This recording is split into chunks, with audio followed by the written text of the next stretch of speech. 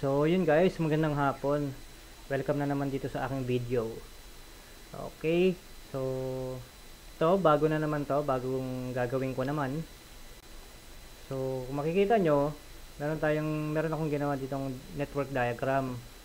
So, tigda dalawa yan, may access switch na dalawa rin yung link nila.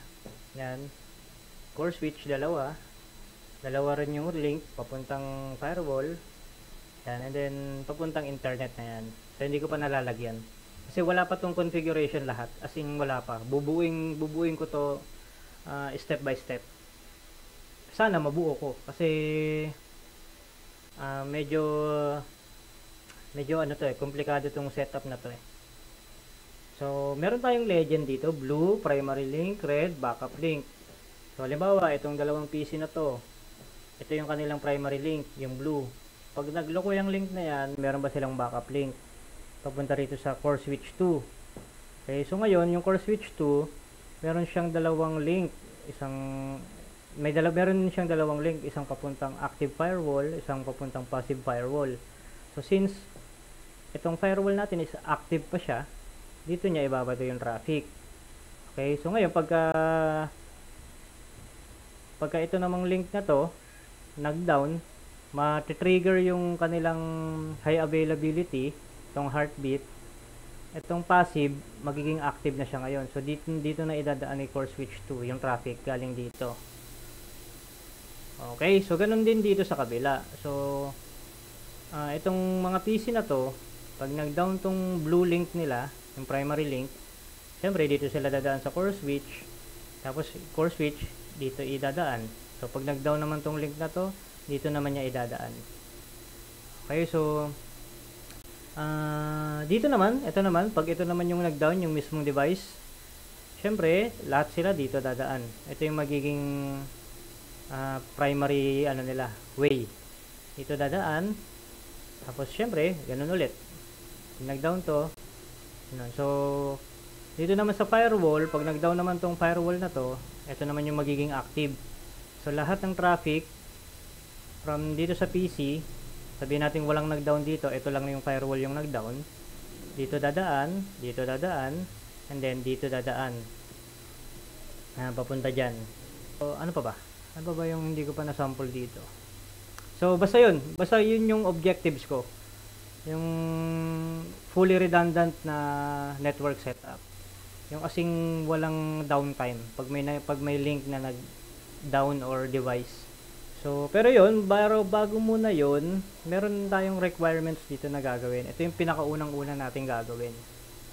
So, meron tayong gagamitin na subnet, which is 192.168.1.0/24.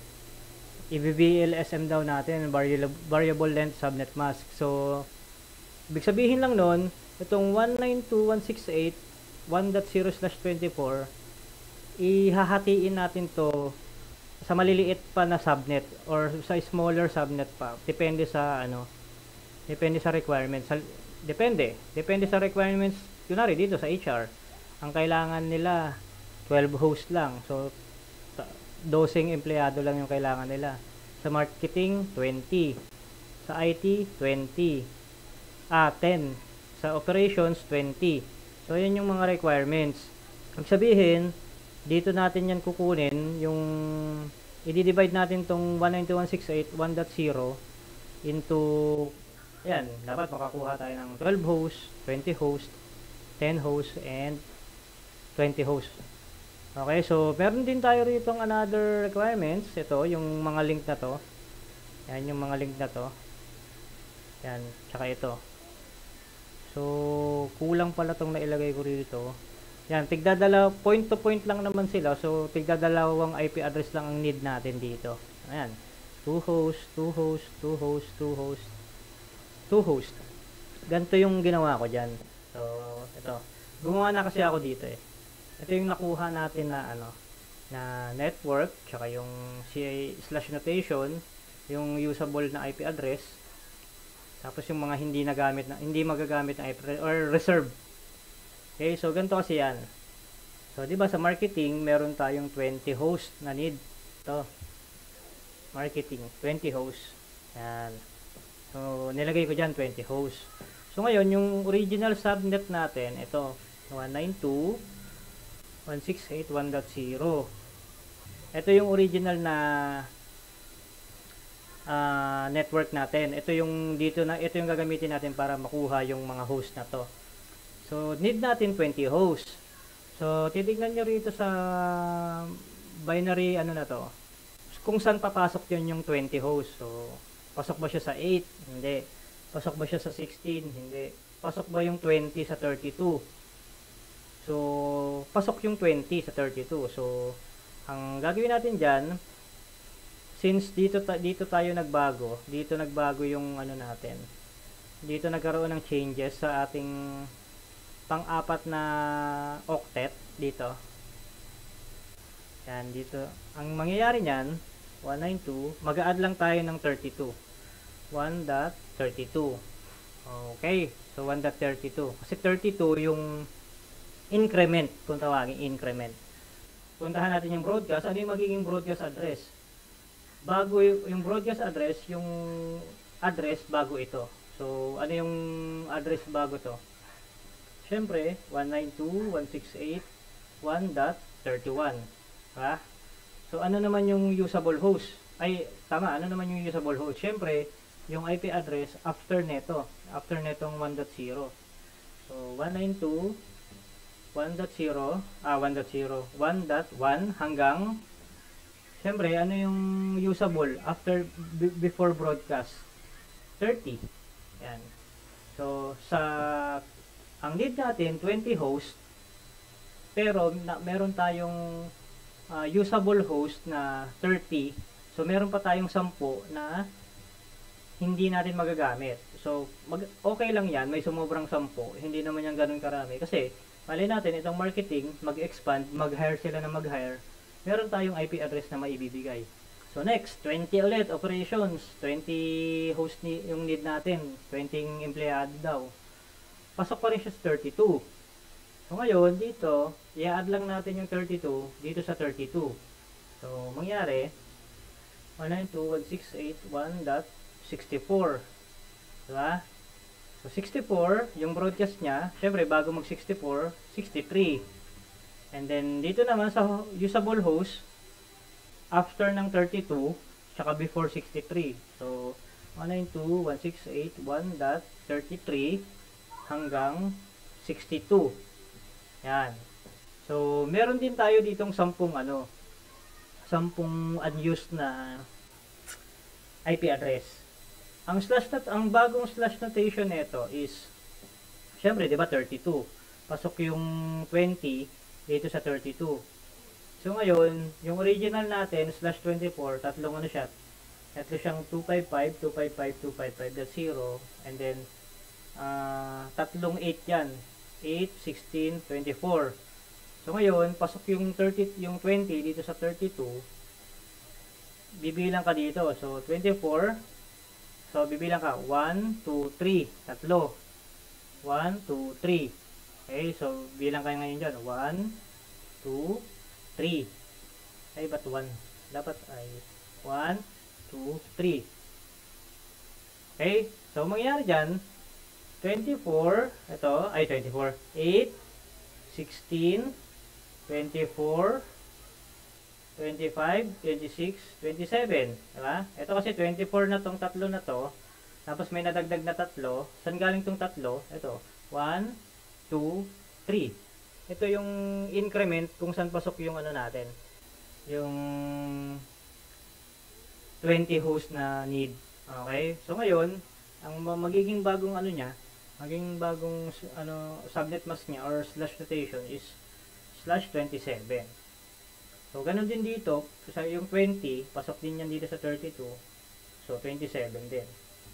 Okay, next. Ito naman, 12 daw. HR 12. 12 usable. Ay, 12 tuloy. 12 yung host na kailangan natin. So, saan siya papasok dito? Siyempre, dito na sa 16.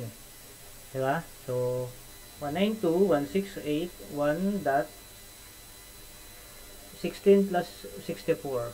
80. Ay, 1.80. Yan. So, ngayon, broadcast address. 192.168.1.79. Tapos yung usable 1.65 to 78. Yan. So, yung bago niyang slash notation, syempre, 1, 2, 3, 4. Di ba sa 16 siya pumasok? 4. So, 24 plus 4 equals 28. Ha? Ganun yung ginagawa. Or ito yung VLSM or Variable Length Subnet Mask na ginagawa ng mga ibang network engineer para hindi sila magsayang ng ng IP address. Kasi kunwari, itong HR, 10 lang naman talaga yung nila. 10 lang yung empleyado nila. Tapos, ang ilalagay mong IP address dyan is 192.168.10.0/24. So, ang available, ang total IP address na pwedeng ibigay nyo sa HR is 254. Ang kailangan lang 10 minus 10 mo. So, equals lang ba? 44. 244 pa. Yan, 244 pa yung matitirang IP address.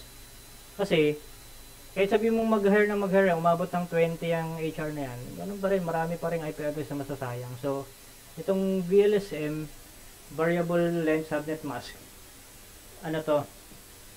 itong 192.168, meron kang specific subnet na i-divide mo into smaller networks depende sa requirements. Depende sa host na kailangan. Okay, so parang sa pizza, kunwari, bumili kayo ng pizza, 10 tao kayo, pero ang pizza is 4 lang yung hiwa. So, di ba, maghihiwa pa kayo, papantayin nyo para ma-accommodate yung 10 tao na makakain ng pizza. So, yun yung natin. So, hindi ko na ito itutuloy kasi meron na ako dito. Yan. So, ngayon, nakuha na natin yung kanilang bagong network tsaka bagong subnet mask. Depende rito sa mga department na to tsaka ito sa mga point-to-point link natin. I-assign na natin sila dito. Okay? Dito sa mga dito sa ating diagram, i-assign na natin sila yung mga IP address na yon. Pero hindi pa muna ngayon. Okay? So ngayon, diba nakuha na natin itong mga network na to. Itong marketing, ilalagyan naman natin sila ng bilan. Kunwari, yung HR, bilan 10. Ito namang marketing, bilan 11. Yung IT, bilan 12. Yung operations, bilan 20. 20 tuloy 13. So, yun yung mga dapat na gagawin ko pa. Pero sa next video na yon kasi para hindi humaba yung itong video na to. So, 15 minutes na pala nakalipas. So, yun lang guys yung gusto ko ipakita. Maraming salamat.